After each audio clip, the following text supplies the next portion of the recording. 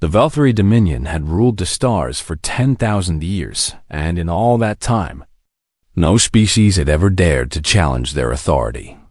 No empire had ever stood against their fleets, and no voice had ever spoken to them as equals, rather been as servants begging for scraps from the great table of galactic power. So when the humans arrived at the conclave of species and demanded recognition as a sovereign power, the 7 high judges of the tribunal looked at each other with expressions that ranged from amusement to outright contempt.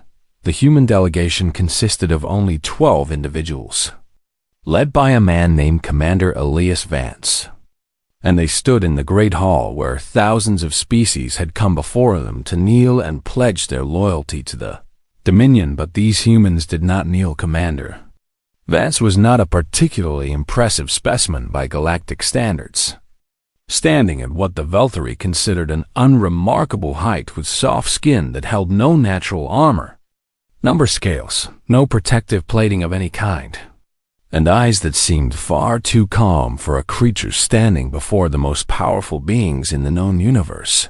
"We come not as supplicants," Vance said, his voice carrying through the ancient chamber without any hint of fear or submission, "but as neighbors who wish to establish fair and equal relations with the Dominion." High Judge Kethvarn, the eldest of the 7, leaned forward on his throne of living crystal and studied the human with 4 of his 6 eyes, while the other 2 remained fixed on the data streams flowing across his personal display. "You speak of equality," Kethvarn said, and his voice rumbled like distant thunder. "Yet your species has existed for barely 200,000 years. Your civilization has only reached the stars within the last 3 centuries. And you stand in a hall built before your ancestors learned to walk upright." Vance did not flinch, did not look away, did not show any of the typical signs of intimidation that the Velthari had come to expect from younger species. "Age does not determine worth," the human replied, "and the length of one's history does not grant the right to rule over others." A ripple of shock passed through the assembled observers, for no one had ever spoken to the high judges in such a manner. No one had ever dared to suggest that the Dominion's ancient claim to authority was anything less than absolute and unquestionable. High Judge Sirveth, youngest of the 7 and known for her quick temper, rose from her seat with fury burning in her crimson eyes. "You would compare yourselves to us?" she demanded, her voice sharp as breaking glass. "You hairless creatures from a backwater world at the edge of nowhere. You dare to stand in this sacred hall and speak of equality?" Vance turned to face her directly, and something in his gaze made Sirveth hesitate, though she could not have explained why. "We are not here to compare ourselves to anyone," he said, and his tone remained steady and patient, like a parent explaining something simple to a confused child. "We are here to inform you that humanity will govern itself, will protect its own territories, and will not bow to any power that demands submission simply because it is old." The hall fell silent for a long moment. No one moved, no one spoke, and the only sound was the soft hum of the ancient machines that kept the great station alive. Then Kethvarn laughed, a deep and hollow sound that echoed off the crystal walls. "You are bold, human," he said, "bold and foolish, but bold nonetheless. And we shall remember your words when your little species learns its proper place in the order of things." The audience ended shortly after, with the tribunal declining to recognize humanity's claim to sovereignty and dismissing the delegation with casual contempt. But as Vance and his people walked out of the great hall, more than a few observers noticed that the human commander did not seem disappointed or defeated. He seemed like a man who had expected exactly this outcome and had already planned his next move that night. The 7 high judges gathered in their private chamber to discuss what should be done about the troublesome humans. "They are arrogant," Sirva said, still seething from the perceived insult. "They should be crushed as an example to any other species that might think to challenge our authority." "War is expensive," replied High Judge Morthen. who oversaw the Dominion's vast economic networks. And we know very little about human military capabilities. So perhaps a more subtle approach would be wiser. Kethvern listened to his fellow judges' debate, his ancient mind turning over the problem from every angle. And finally, he raised one of his 4 hands to signal for silence. "We will not go to war," he declared. "Not yet, and perhaps not ever. For there is a simpler solution." He activated a communication channel that had not been used in over a century, reaching out across the vast distances of space to contact an organization that most species believed was merely a legend. The Syndicate of Shadows answered on the 3rd pulse. "We require your services." Kethvern said, "There is a human who needs to die quietly and without any trace that could lead back to the Dominion." The response came in the form of a single word: "Fee?" "Whatever you require," the High Judge replied. "This human has insulted the tribunal and must be made an example of. And we want your very best." There was a long pause, and then the Syndicate's representative spoke again. "We will send Kethsora," even Kethvern, who had lived for 6,000 years and had seen empires rise and fall, felt a chill at that name. Sora was a legend among legends. A Zythian assassin who had been killing for 300 years without a single failure. A creature of razor limbs and perfect silence, who had ended the lives of armored warlords and psionic monks and political leaders who had thought themselves untouchable. She had once killed an entire royal family in a single night without raising a single alarm. And she had done it not for money, but simply because someone had suggested it could not be done. If anyone could kill a human quietly and cleanly, it was Kethsora. 3 days later, the assassin arrived at the diplomatic station where Commander Vance and his delegation were staying. And she began her preparations with the patience of a predator who knew that her prey had no chance of escape. She studied the human's routines, noted his sleeping patterns, analyzed the primitive security systems that his people had installed. And she found herself growing almost bored with how easy this contract was going to be. The human was soft, slow, and fragile, with none of the natural defenses that made other targets challenging. His heart pumped red blood through a body that could be pierced by a simple blade. His reflexes were measured in fractions of a second rather than the thousandths that a Zydian could achieve. And his senses were so dull that he probably could not hear her approach even if she deliberately made noise. Kethsora selected the 3rd night cycle for her strike, the hour when her thermal scans showed that humans entered their deepest and most vulnerable sleep state. She would be in and out in less than 10 seconds. And the galaxy would learn that challenging the Dominion always ended the same way: in death, in silence, in the cold embrace of the Syndicate's finest blade. The station's corridors were empty in the 3rd night cycle, with only the soft hum of life support systems breaking the perfect silence. And Kethsora moved through the shadows like she was made of them, her 4 razor-limbed legs carrying her forward without making even the smallest sound. She had disabled the human security systems an hour ago, slipping past their primitive electronic locks and motion sensors with the casual ease of someone stepping over a puddle. And now nothing stood between her and her target. Commander Elias Vance slept in the largest quarters of the human delegation's wing, a room that by Zyvian standards was absurdly open and vulnerable, with windows that looked out into space and walls that were thin enough to cut through with a standard blade. The assassin paused outside his door, running one final scan with her ocular implants to confirm that the human was indeed in his deep sleep state. And her sensors showed exactly what she expected to see: a single warm body lying still in the darkness, breathing slow and steady, heart rate low and peaceful. Completely unaware that death itself was standing just a few meters away, Kethsora allowed herself a moment of disappointment. For she had hoped that the human who had spoken so boldly to the High Judges might offer at least a small challenge.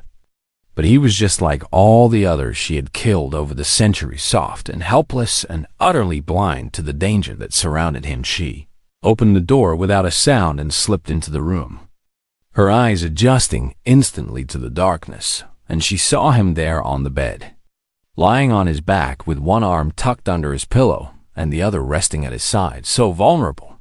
She thought, so incredibly fragile.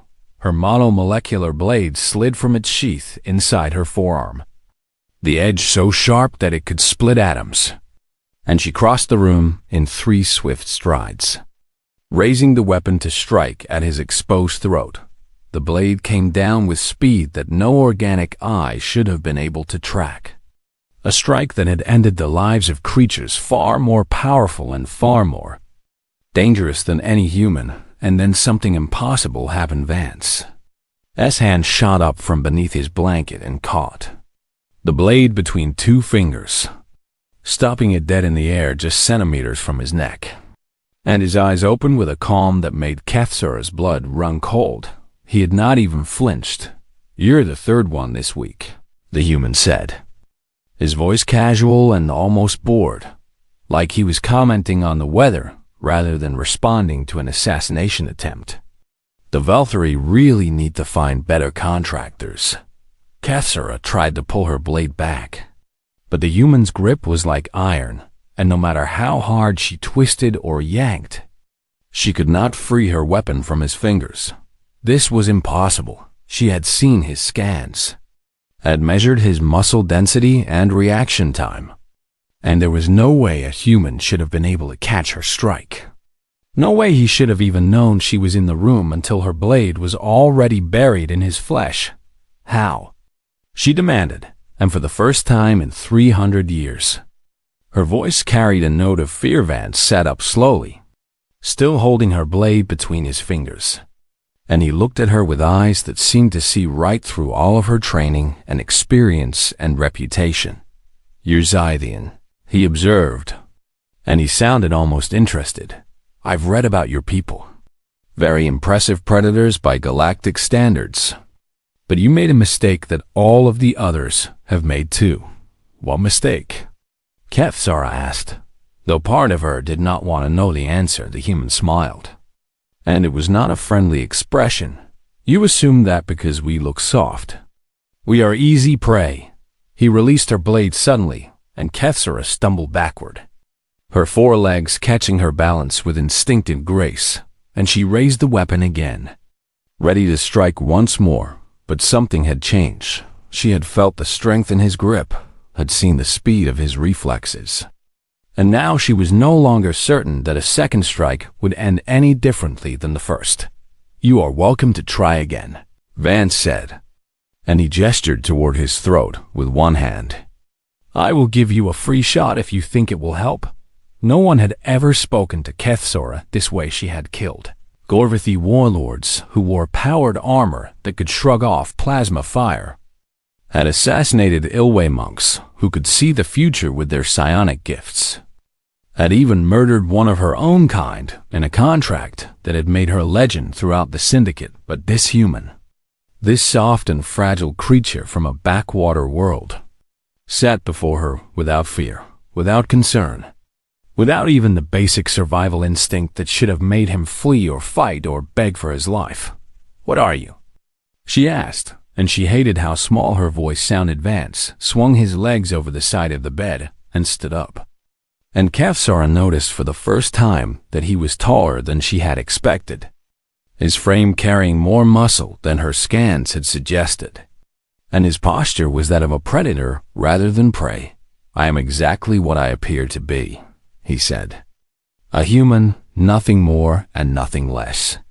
But I think you are beginning to understand that perhaps you did not know what that word truly means." He walked to a small cabinet in the corner of the room and pulled out a bottle filled with dark liquid, pouring 2 glasses with the casual ease of someone who had not just survived an assassination attempt. "Sit down," he said, gesturing to a chair near his bed. "I think we need to have a conversation, and I promise that I will not try to kill you while we talk." Kethsara should have attacked again. should have used every technique and weapon at her disposal to complete her contract. But something in the human's voice made her hesitate. She had never failed a contract in 300 years. But she had also never encountered anything like this. And her survival instincts were screaming that something was very wrong with her. Understanding of this situation against every fiber of her training, she sheathed her blade and took the offered chair. Vance handed her one of the glasses and sat down across from her, taking a sip of his own drink with obvious pleasure. "This is called whiskey," he explained. "It is made from fermented grains and aged in wooden barrels. And my species has been drinking it for longer than most galactic civilizations have existed." Kefsara looked at the glass in her hand but did not drink, her mind still racing to understand what had just happened. "Your file said you would be an easy target," she said finally. "Your reflexes are measured at only 0.3 seconds.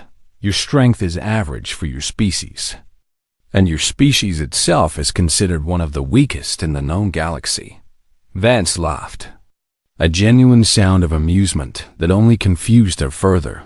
"Your files are not wrong," he admitted. "By your standards, humans are slow and weak and fragile. And yet somehow we keep surviving things that should kill us. We keep winning fights that we should lose. And we keep making enemies like you feel exactly the way you are feeling right now." He leaned forward, his eyes locking with hers. "Do you want to know why?"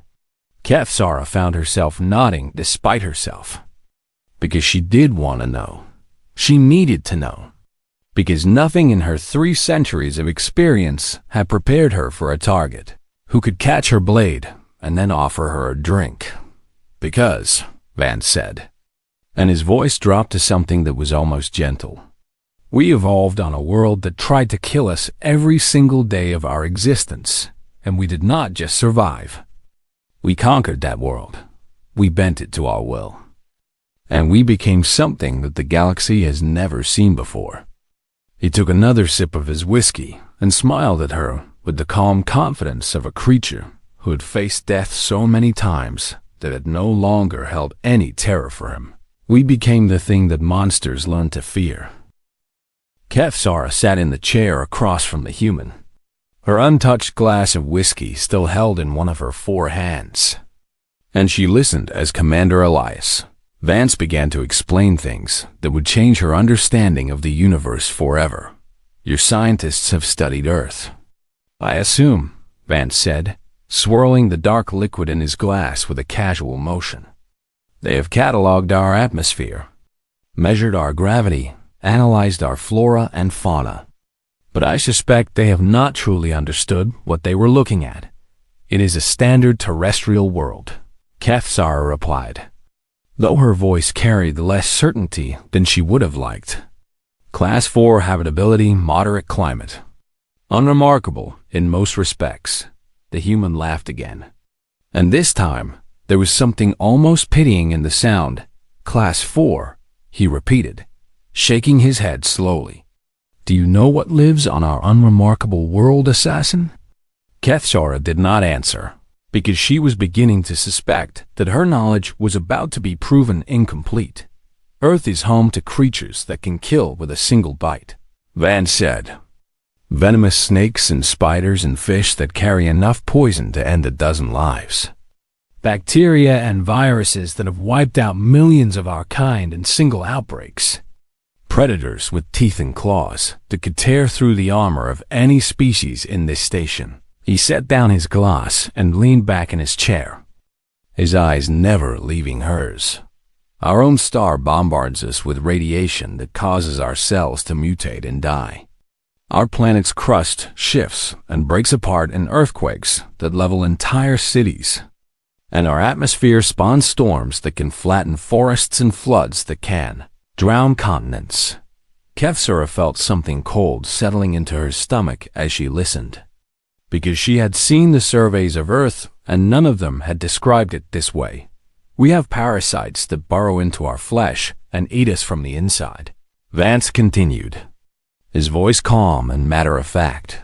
"We have diseases that make our own immune systems attack our bodies.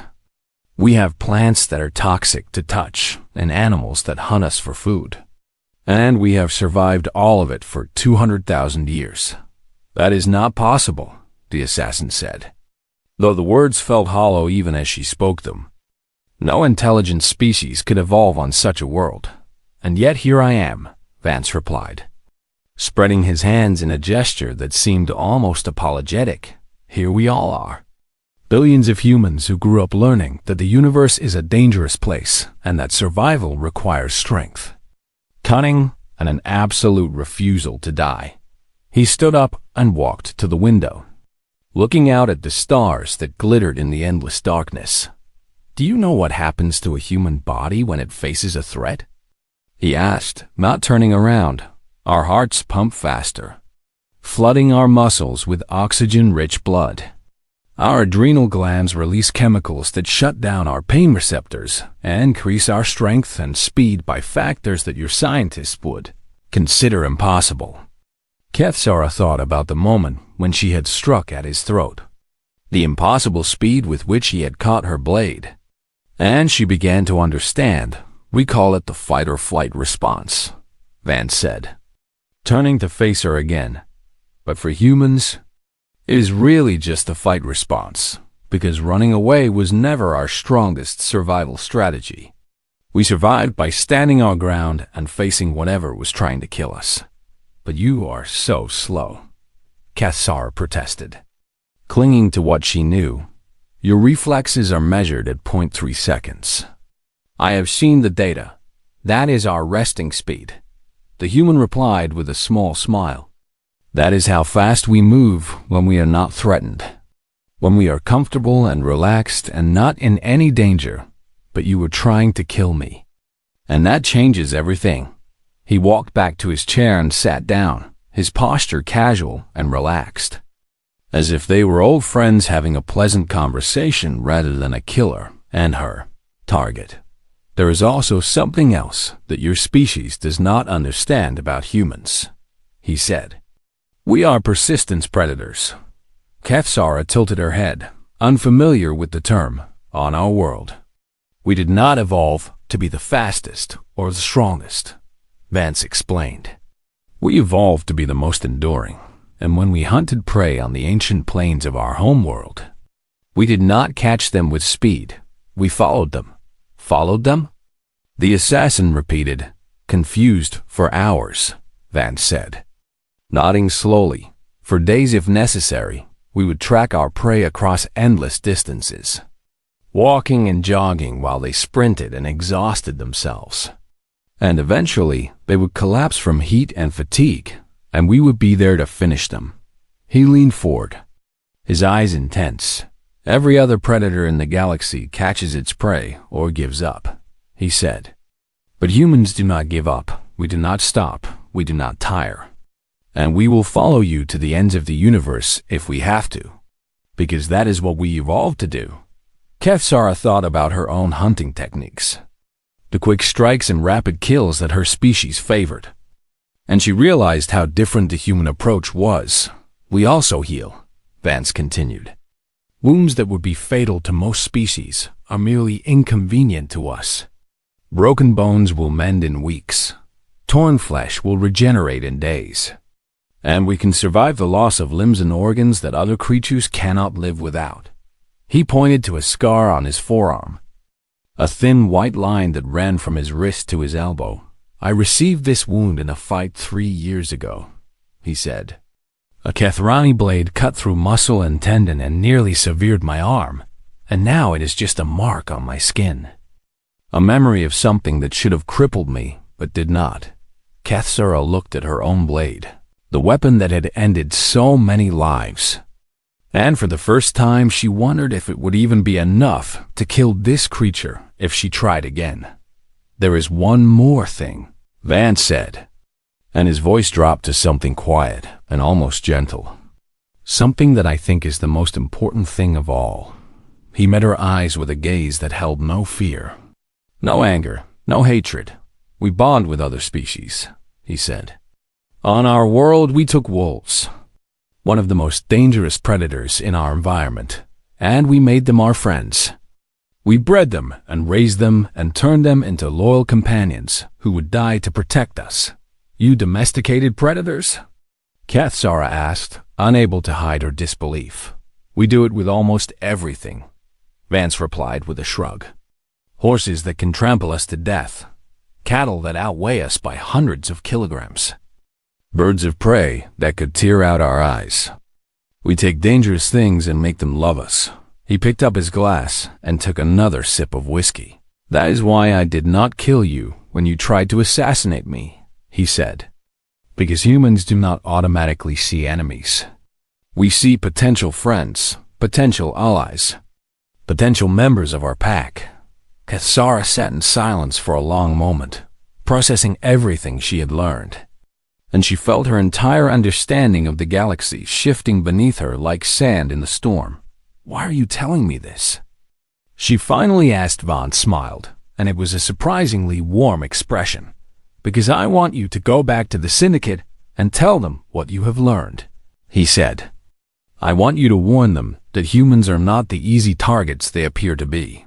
And I want you to help prevent a war that would be very, very bad for everyone involved. He set down his glass and looked at her with eyes that had seen death 1,000 times and had never blinked. We do not want to fight the Dominion, he said. But if they force our hand, they will learn the same lesson that every predator on Earth eventually learned. His voice dropped to a whisper. Humans are not prey. Kathsara left the diplomatic station 3 hours after her failed assassination attempt. A ship slipping through the void of space like a ghost fleeing from something it did not understand. And as the stars streaked past her viewport, she replayed the encounter in her mind over and over again. She had been killing for 300 years. She had ended the lives of warlords and kings and creatures that most beings considered invincible. And in all that time, she had never failed a single contract. Never hesitated before a strike. Never felt the cold grip of fear that now squeezed her chest like a vice. But that human, that soft and fragile-looking creature, had caught her blade and smiled at her like she was nothing more than a minor inconvenience. Her ship docked at the Syndicate's hidden station 2 days later, and she walked through the dark corridors with none of her usual confidence. Her forelegs carrying her forward while her mind still struggled to process what she had experienced. The Elder Council was waiting for her in the Chamber of Shadows. 7 ancient beings who had led the Syndicate for longer than most civilizations had existed. And they watched her approach with eyes that missed nothing. You have returned early, said Elder Vexton, his voice a dry whisper that echoed in the darkness. The contract was for a single human, a simple target by your standards. And yet our sensors detected no death signal from your blade. Kathsara stood before them and did something she had never done in 3 centuries of service. She voided her own contract. I cannot complete this assignment, she said. And the words tasted like ash in her mouth. The target is beyond my abilities. And I believe he's beyond the abilities of any assassin in the Syndicate. A ripple of shock passed through the elders. For Kathsara had never failed, and had certainly never admitted that a target was too dangerous for her. Skills. Explain yourself, demanded Elder Sirveth, her crimson eyes blazing with anger. You are the finest killer we have ever produced. And you claim that a single human is beyond your reach?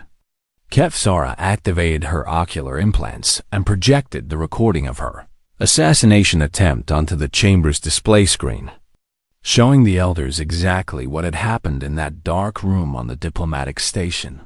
They watched in silence as she moved through the shadows, as she raised her blade, as she struck with speed that should have been unstoppable, and they watched as the human caught her blade between 2 fingers without even opening his eyes. That is impossible, Elder Morthen said, his voice barely above a whisper. No organic creature should be able to react with such speed. I thought the same, Kathsara replied. But then I learned something about humans that none of us knew. Something that changes everything we believed about this species. She told them what Vance had told her. about the death world called Earth and the predators and diseases and disasters that had forged humanity into something the galaxy had never seen. About the chemical surges that turned these soft creatures into impossible fighters. About the persistence hunting and the regeneration and the pack, bonding with dangerous animals. The elders listened without interruption. And when she finished, the chamber was silent for a long moment. You believe these claims? Elder Vex then finally asked Kethsora, pulled up the biometric data from her ocular implants, the readings she had taken during the encounter, and displayed them for all to see. His heart rate during my attack was 62 beats per minute, she said, pointing to the numbers that glowed in the darkness. He was more relaxed catching my blade than I was delivering it, and his stress hormones remained at baseline levels throughout our entire conversation. She looked at each of the elders in turn. He was not afraid of me, she said, not because he did not understand the danger, but because he has faced worse threats every day of his life and has learned that fear is simply not useful. Elder Sirveth rose from her seat, her frustration evident in every line of her body. So we abandon the contract? She demanded. We admit to the Velthari that the Syndicate cannot kill a single human? I am saying that we should not try, Kethsar replied. The humans are not our enemies. They did not come to this station looking for war. And Commander Vance had every opportunity to kill me after I failed. But instead he gave me a glass of whiskey and told me to come home and warn you. She paused, letting her words sink in. That is not the behavior of prey, she continued. That is the behavior of a predator who does not feel threatened and sees no need for violence.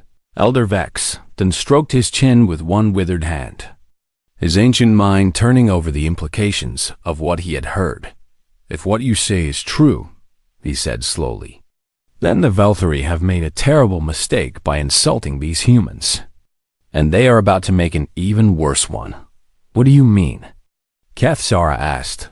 We received word from our contacts in the Dominion 3 hours ago. The elder replied, his voice heavy with concern.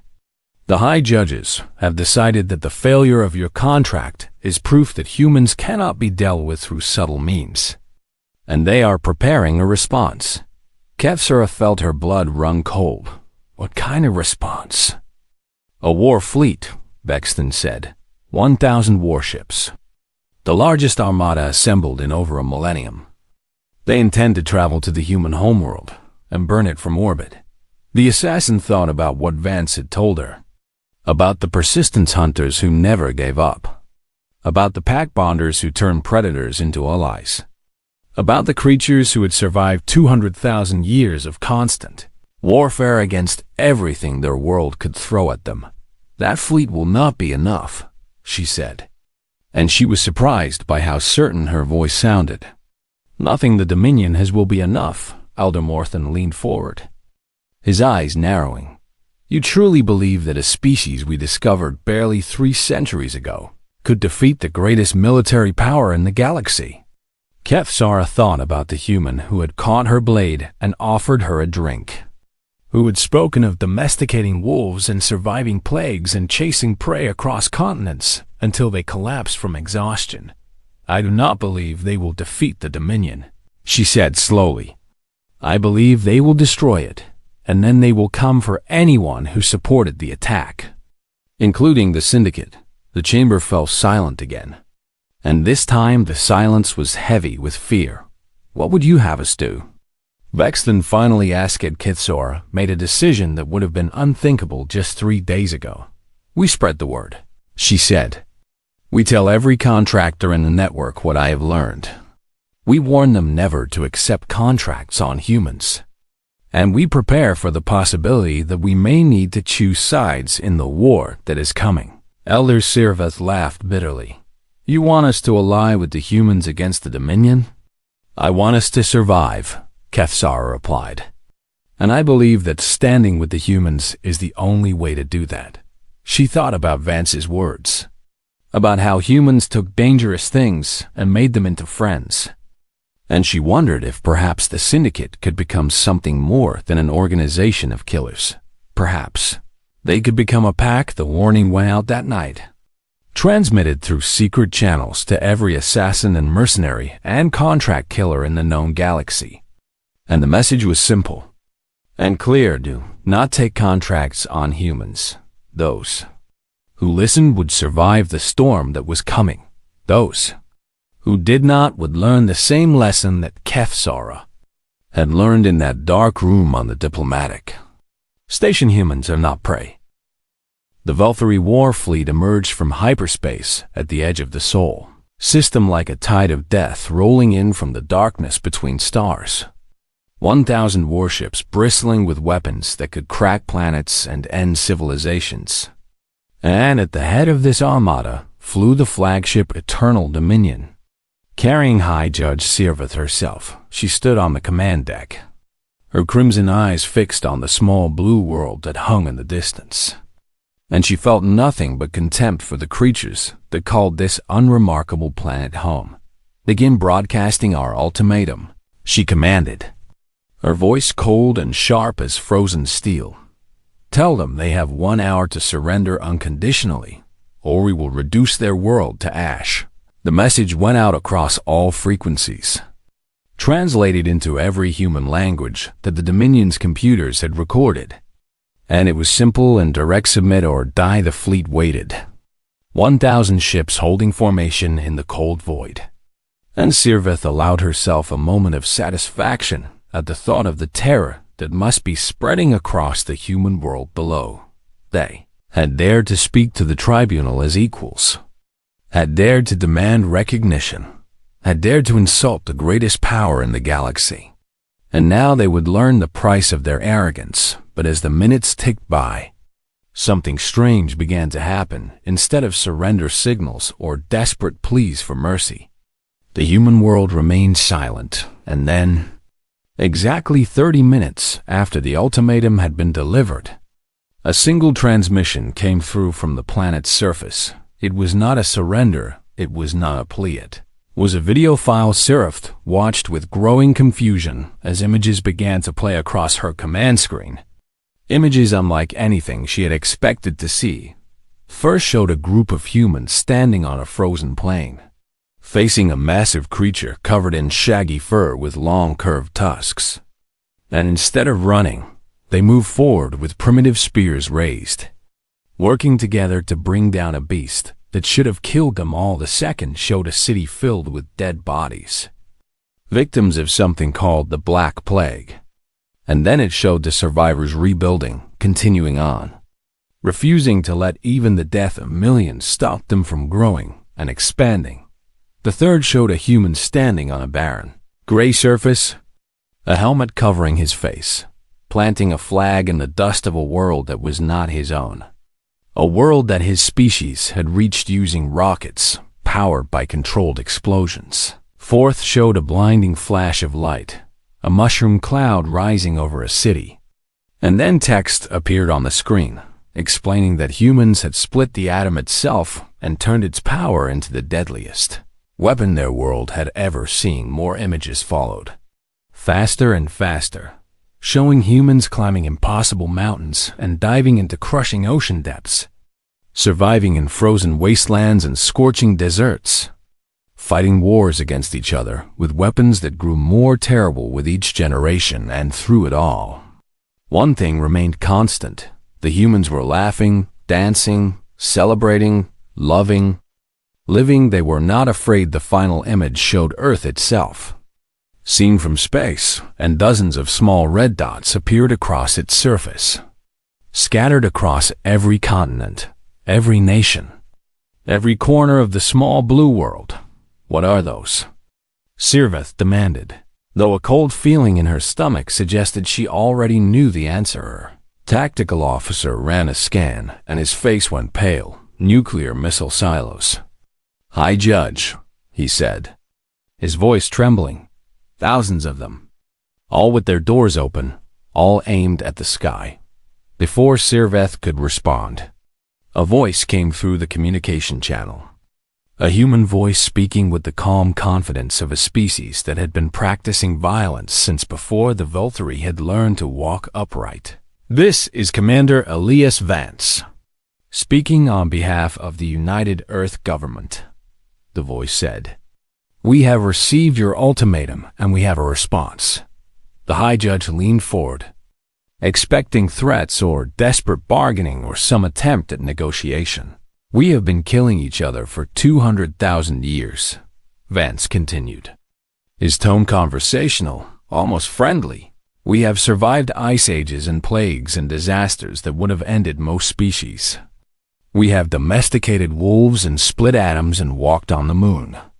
And we have never, not once in our entire history, surrendered to anyone."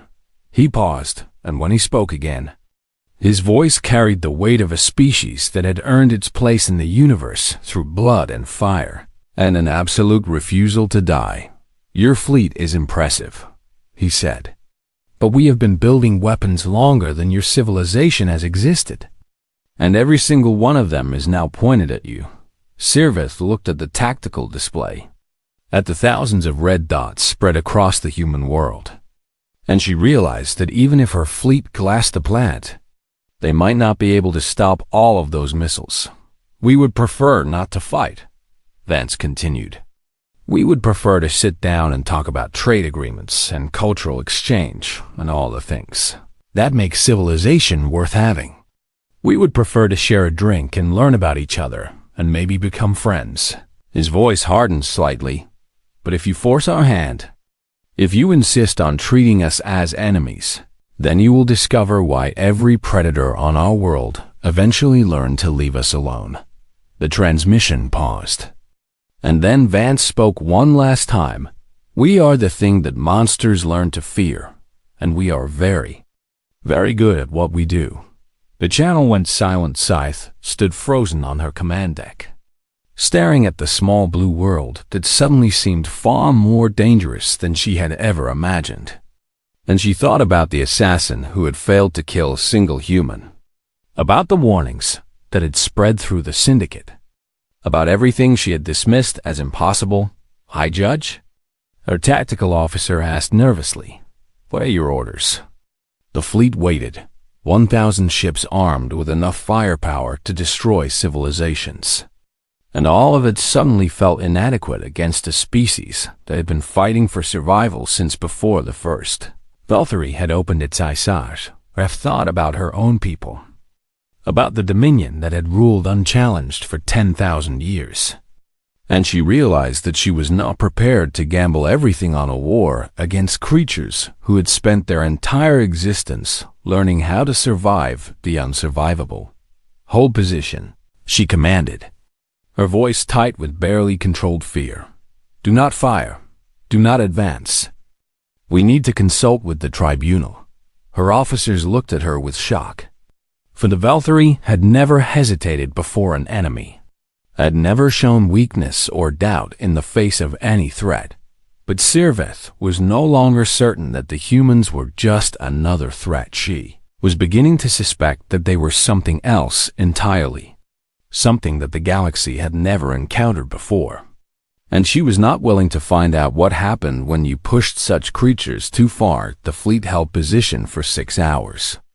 1,000 ships floating in the darkness, while frantic communications passed between Sirveth and the High Tribunal back on the Dominion homeworld. And then, without firing a single shot, the Armada began to withdraw. Cathozor watched from a station on the galactic rim, her ocular implants tracking the Valkyrie ships as they retreated from the Sol system. And she felt something she had not experienced in 300 years of killing respect. The humans had faced the greatest military power in the galaxy, and they had not blinked, had not begged, had not shown a single moment of fear. They had simply reminded the universe of what they were: persistence. Predators who never stopped, pack bonders who turned enemies into friends, survivors who had conquered a death world and reached for the stars. And something told Kethzara that this was only the beginning, that the humans would remember this day and the species who had threatened their home, and that eventually, in their own time, They would come calling not for revenge, not for war, but to offer a drink and a conversation.